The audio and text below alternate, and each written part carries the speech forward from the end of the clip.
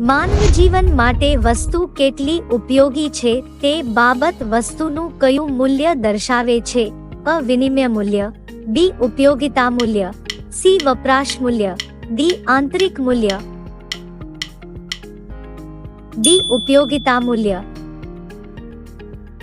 અર્થશાસ્ત્રના સિદ્ધાંતો પુસ્તક કોણે લખ્યું? અ. Marshall, B. Adam Smith, C. Robbins, D. સેમ્યુઅલ્સન.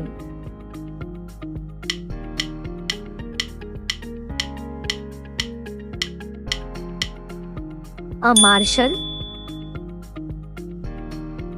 કૌટિલ્યે કયા પુસ્તકની રચના કરી? અ. યોગશાસ્ત્ર, બી. અર્થશાસ્ત્ર, સી. વ્યાકરણશાસ્ત્ર, ડી. આપેલ તમામ.